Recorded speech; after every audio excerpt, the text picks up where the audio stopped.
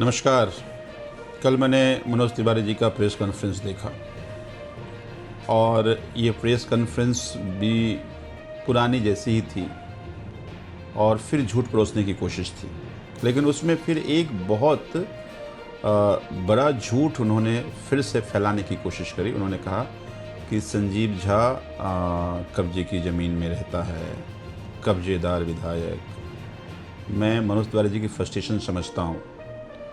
मनोज तिवारी जी की झूठ जनता के सामने आ चुकी है।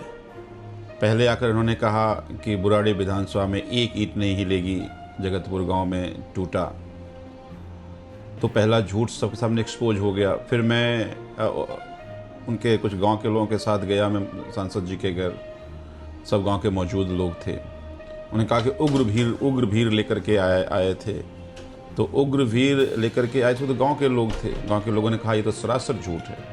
दूसरा झूठ सबके सामने आया और लगातार गांव के पंचायत उन्होंने कहा कि मकान नहीं टूटेगी, अगले दिन फिर मकान टूट गया। तो सबको पता है कि मनोज तिवारी कितने झूठ बोलते हैं। एक मुझे लगता है, हालांकि हमारे चुने हुए सांसद है, एक फ्रॉड की तरह बातें कर रहे हैं। फिर से अब नैरेटिव बदलने के लिए कि संजीव झा अपने मकान बचाने के लिए दूसरे ये झूठ फैला रहा। मैंने झूठ नहीं फैला रहा, मैंने तो आपको लीगल नोटिस दिया है और मैं आपको चुनौती देता हूँ कि आप साबित कर दो कि मैं जहाँ रहता हूँ या कोई कब्जे का मकान है इस तरह, या कोई ग्राम सभा की ज़मीन है। मैं तो किराए पे रहता हूँ, साबित कर दो। और नहीं, अगर साबित न हो पाए तो क्या माफ़ी मांगोगे? हालांकि मैंने लीगल नोटिस आपको भेजा, उसका जवाब आपने नहीं दिया है। मैं इस बात को लेकर कोर्ट जाऊंगा, लेकिन नॉर्थ ईस्ट की जनता देख रही है कि हमने जिसको चुना वो कितना बड़ा मक्कार निकला, झूठा प्रोपेगेंडा करने वाले निकला। ये जो छोटे मोटे ट्रॉल हैं वो ट्रॉल की तरह बातें कर रहा है। मैं ये कहना चाहता हूँ मनोज तिवारी जी, अगर थोड़ी सी भी समझ है और अगर नाच गाने से समय मिल जाए आपको, तो एक बार डबल बेंच का जजमेंट पढ़ लीजिएगा। आप लोगों ने को कोर्ट बार बार पूछा कि ओजोन में जो कॉलोनियां हैं क्या उसके लिए कोई प्रोटेक्शन है, आप लोगों ने चुप्पी साध ली। अगर आप वहाँ कहते कि हाँ ये प्रोटेक्टेड है, तो आज ये दिन नहीं देखने पड़ते लोगों को। उल्टा आप लोगों ने कहा कि हम पुनर्वास के बारे में सोच रहे हैं, इसका मतलब तोड़ना है सबको, और टूट रहा है इसीलिए। तो जनता के बीच में सच न जाए, इसलिए एक झूठ है प्रोपेगेंडा जिसमें बीजेपी पारंगत है, प्रोपेगेंडा रच रहे हो। अरे झूठ के हाथ पैर नहीं होते, झूठ ज़्यादा दिन चलता नहीं है।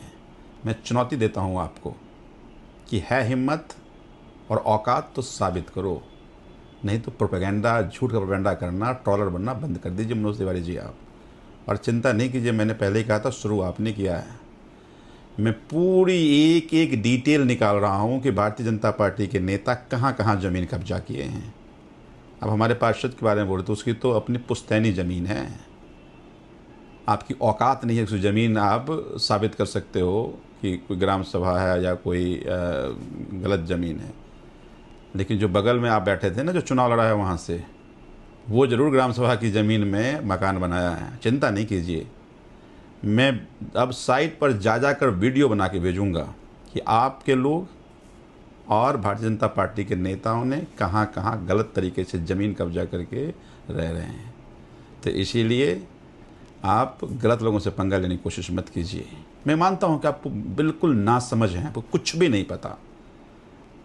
गलती में जनता चुन लेती है, लेकिन जनता उसकी सज़ा भुगत रही है।